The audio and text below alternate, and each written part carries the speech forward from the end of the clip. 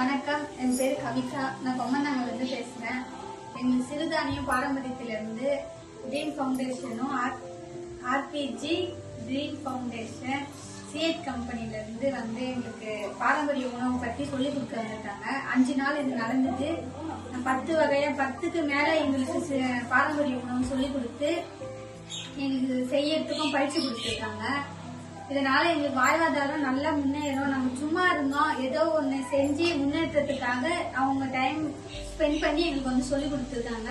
அதுக்கு ரொம்ப நன்றி. ஆர்பிஜி ஃபவுண்டேஷனுக்கும் ரோசி மேமுக்கும் நவிதா மேம் தான் எங்களுக்கு ட்ரைனிங் கொடுத்தாங்க. இதை எப்படி நாங்க முன்னேற்றம் செயல்படுறதுக்கும் எங்க கூட இருந்து உதவி பண்றேன்னு சொல்லியிருக்காங்க.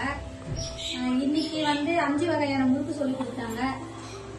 இந்த வாரத்துல மொத்தம் 5 நாளா 10க்கு மேற்பட்ட சிறுதானியத்திலிருந்து லட்டு, அதிரசம், திணையிலிருந்து அதிரசமும், முந்திரி கொத்து,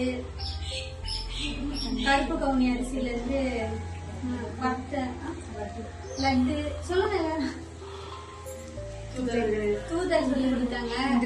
முந்திரி கொத்து, மிக்சரு, இன்னைக்கு செவ்வாழையில இருந்து முறுக்கு, கருப்பு கவுனியில இருந்து காரமா முறுக்கு சொல்லி கொடுத்தாங்க.